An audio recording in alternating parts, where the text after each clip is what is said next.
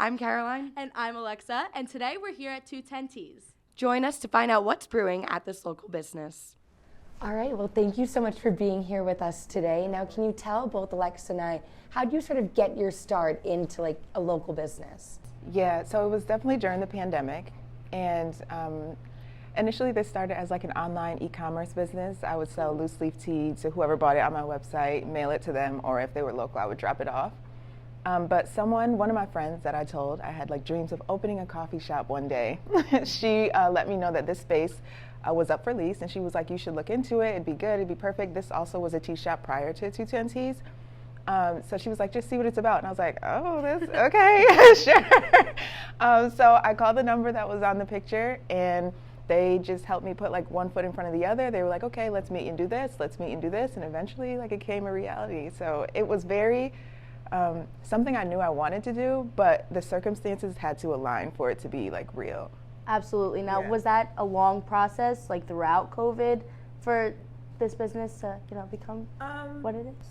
I think of it in parts. So the part of actually securing the space, it was a bit lengthy, like a couple of months, but I don't think it was, in comparison to how long the process could have taken, I think it was relatively quick. So I wouldn't necessarily say it was a long process, and I don't think COVID slowed it down at all. It was mostly just like me providing documentation and things like that, and we met like maybe once or twice in person to actually sign things physically. But what took a long time was me getting the space ready, me making the space look like this. That's what I was procrastinating about, and that was very intimidating. So that took the longest out of the entire process. Now, we're looking around the space, it's very inviting. What vibe were you sort of going for in creating the aesthetic to 210 Teas? What was most important to me is I wanted it to be warm. I wanted it to be comfortable, inviting. I wanted people to want to come and like sit down and stay. I did want it to feel like a coffee shop, like you could come in and it'd be quick service. You don't have to necessarily like get a menu and sit down and wait, but if you wanted to sit down, I want you to feel okay doing that. I don't want it to feel like stiff and rigid and like, oh, I gotta get out of here as soon as I can. So that was very important to me. The colors were very important to me. I wanted it to be like very much like warm autumn colors, browns, oranges, things like that.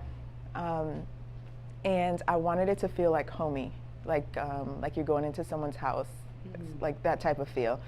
Another thing was important, the art that I have on the wall. I wanted it to be very representative of like black and brown people. So that was very important to me. So when I like find all these different art pieces from wherever, Instagram, people I know in real life, Marshalls, Home Goods, like anywhere, I was like, oh, this is like what I want in this space. And that was very intentional.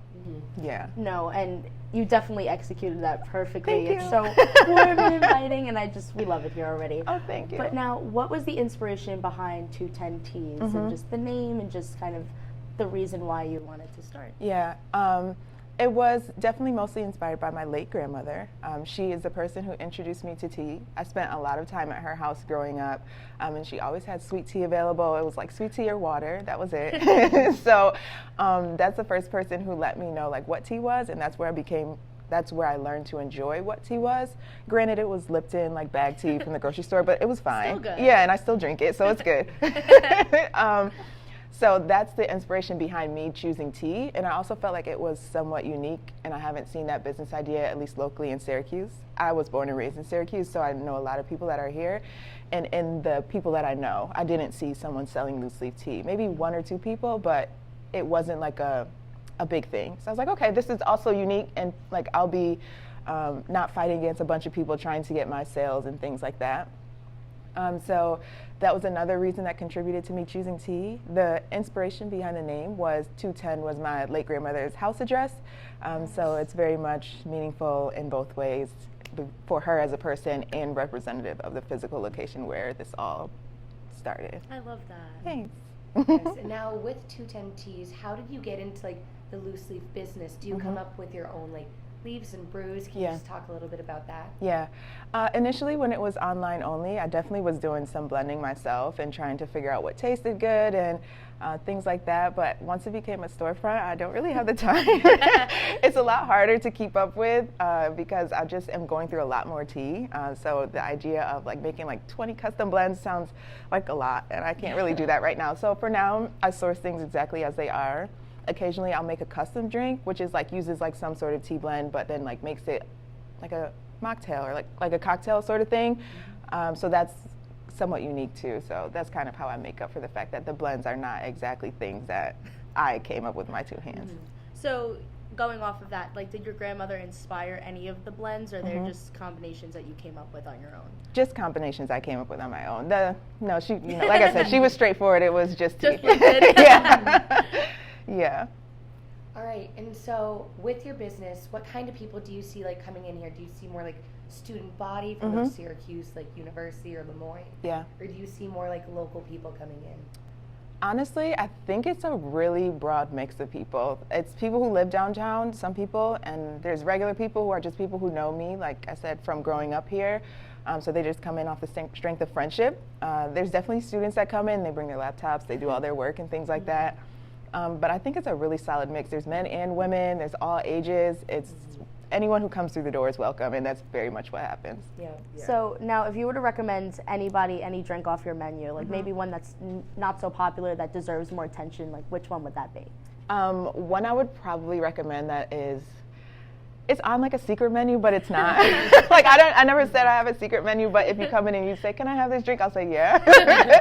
It's mango matcha, and I started it last summer. It's like mango, I don't want to say juice because it's more than juice. It's like a thick mango juice and then matcha poured over it, all over ice with a little bit of honey. Yeah, so it's really good. It was a favorite when I had it, like, and advertised it. And people who still want it come in and say, "Can you make that matcha for me?" I'm like, "Yeah, sure," but I don't tell everybody, so it's kind of a secret menu. It's special. Yeah, but it's here. Yeah. Now, in e-commerce, what started you off? Like, what did you do before 210 Teas, and how did you get to this business point? Yeah. I don't have any experience, like entrepreneurial experience prior to 210 Teas. This is definitely my first foray into like all things entrepreneurship. Prior to that, I still just worked like a typical full-time Monday through Friday job. I was actually living in New Jersey prior to the pandemic, and I had relocated there, and I was like, "Oh, this is gonna be great. I'm living in New York City, like new life, new me." And then the pandemic hit, and I was like, "Oh, this is way too expensive. I could just go back home, like, and do something there." So that's what happened. I ended up coming back here, and I was working remotely for the job that was still located out of New York, but. Eventually, they wanted us all to come back to the office, and I was like, "No, thank you." So I decided to secure another position. So I still work Monday through Friday. I work in the tech industry, and that's why the business is only open on the weekends, because it's really hard for me to try and do both at the same time. I can do both on different days, but just not at the same time. I'm not there yet. So that's kind of just what's supporting the business on the days or on the months where the income or the profit is not as much as I would hope it would be. I still have like a stable source of income to help support me and like fill in the gaps if there's ever a time where I need it. No, that's awesome. Yeah. The fact that you can balance two jobs at once. I wouldn't call it balancing. Well, no, it is. It's definitely happening, and you're thriving. Oh, but now, you said you were local to Syracuse. How does 210 Teas do anything with other local Syracuse businesses? Oh, yeah, all the time. I'm trying to do more events, so that's a great question.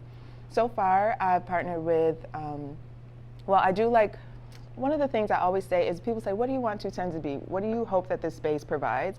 And I want it to be very people-centered. So yes, great tea, amazing tea, it's beautiful in here, but I want you to come in and like interact with people. You don't necessarily have to talk to me, but like I want you maybe bring a friend and like let this be a meeting spot, or this can be like your solo space, that's fine too, but I want this to be filled with people. It's not really worth it if it's just empty, or if people are just doing like grab and go types of things and they're not sitting and staying for a while. It just feels very like a shell. So what I try to do is have events that bring more people to the tea shop, maybe those who couldn't come on the weekends. And by doing that, I've come up with like poetry open mics. Yeah, so the last, I try to do the last Thursday of every month. I'll have like an open mic where people can come. I love that. You don't have to sign up before. It's totally free. There's not a lot of chairs, so I let people know the seating is limited. But everyone's welcome. You just come in, and if you want to share some words, you just sign your name and get on the mic. And it's been going really, really well. That's awesome. It gets better almost like every month, so I'm super, super thankful that people are appreciating that and it feels meaningful to them. Another thing that I've done occasionally is like yoga and tea. I have like a yoga friend, the friend who also let me know that this space was available is a yoga instructor, and she, her name is Shakila Freeman, Sago, and she owns Blend Theory Yoga Studio and Juice Bar. It's actually right in the university building over there. Yeah, and she has a bunch of other people, yoga instructors helping her. One of them is, her name is Lisa of Thrive in Healing. She has her own yoga practice, but they share the same space. And Lisa has been coming here and helping host the yoga and tea nights. I tend to have them, or we tend to have them on Sundays, the last Sunday of every month. So the one coming up this Sunday, there's another one. And people come in, it's later after the business closes, like around 7. They can order some tea, they can have like a nice warm tea mug, put their yoga mat out, I like mop the floors so they don't have like dust and things like that on their mat. And it's just like a really nice experience, and it feels so much warmer at night when the lights are dim. That seems so calming. Yeah. I want to come. I'd love to have you, right? Yeah, so those are 2 examples of events I've done. I've done a few more that are like one-off events, things that people have just come up to me and said, this would be a great idea. And I'm like, okay, sure. And it's been like a hit. So I just try to collaborate with people that I know in real life, or people that actually come in here and they're like, hey, by the way, I come here all the time, but I also do this. What do you think about some sort of collaboration? So, I love that. Yeah. Yes. Now, I love the shirt. Thank you. I just made it. Yes. I got it in the mail today. I had to ask, so now are you going to try to do more merch for your customers as well, or do you think you're going to keep it just for you? No, I'm definitely going to try and do merch for the customers as well. It's so funny because I thought it was just the idea of making clothing is so intimidating. So I'm like, oh, I've got to get a designer. I've got to get like all of these things, someone who knows how to do graphic design and blah, blah, blah. But I just did this on Canva. Canva is everyone's best. Yeah. I'm like, girl, you can do it. So now that I'm like, oh, this is not as bad as I thought it was, I'll totally do more. Yeah, now do you want to keep with like clothing? Do you want to get maybe like tea mugs too? Like where do you see your vision of merch going in the future? Yeah, definitely tea accessories would be really cool. I had like a glass tea mug that I was selling for quite some time. I've kind of run out of them for now, but when I reinvent them or resurface them, bring them back, I want it just to be a little bit different, because I already did the clear glass mug, so now I'm like, okay, I want something different that's like cute and other people want too. So yeah, definitely it's on the horizon. Yeah. Now, this is such a hard question to ask, but do you have a favorite tea, like out of all the ones you sell, or maybe like if you're making something for yourself, like a go-to that you always get regardless? I'm boring. I like black tea with honey. So that's a classic. That's it's a classic. It always does what it needs to do. So I never stray away too far away from that. But if I did have to pick another one, there's another tea I like. It's a green tea. It's called Hoji Cha. It's like a toasty green tea. It's not as like strong and bold as like the green tea you get if you go anywhere and say, can I get green tea? And it's not bitter. And then when you add honey, it just adds like a really smooth taste to it. I just really enjoy it. So that's my second pick if I had to. Love that. Yeah. Yes. All right. And now, I don't know if this changes seasonally for you, but are you more of like a hot tea or a cold tea person? Oh, that's good. Yeah. I know some people, I'm an iced coffee year-round person, so I had to ask. Oh, it depends on how I feel. If I'm drinking tea just for like the relaxation part of it, I'll do hot. But if I'm like, I'm thirsty, I'm going to do cold. So it's not the season. It's like, what am I looking for to satisfy me right now? Now, I just have to ask, like, as college students, you know, always stressed out, always studying, always just need something for relaxation. Like, is there any tea on your menu that you recommend for us students? Yeah. I try to stay away from, like, recommending tea for health benefits, but it makes total sense that people are like, I need something for relaxation, and that's very realistic. It's not too much like, I broke my knee, can you help me, like, reduce inflammation or anything like that. So if someone wants to be relaxed, I would probably recommend Damgina, which is like a minty chamomile tea. It's great for nighttime, great for just like unwinding, calming down. So if I had a recommendation for someone who's just like, I just need to chill out, that would be it. I'll definitely look into that. Now, do you see yourself expanding the business with either more employees or bringing on more of like, I see you have a window for food. Do you have like a food aspect to your business as well? Yeah, so I currently have local baked goods. I have them from 2 different people. One's a vegan baker, Fat Cat Baking. They do a lot of pop-up work and like are at farmers markets in the summertime or in the warmer months. and they're phenomenal to work with.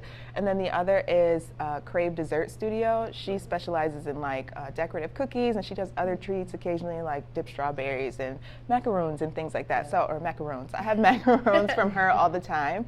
And then I'll also have like a variety, depends on the weekend, of vegan treats. There'll be like handmade Pop-Tarts or like muffins or things like that. So it's just sweets for now. I do want to venture into like finger sandwiches, like That's perfect.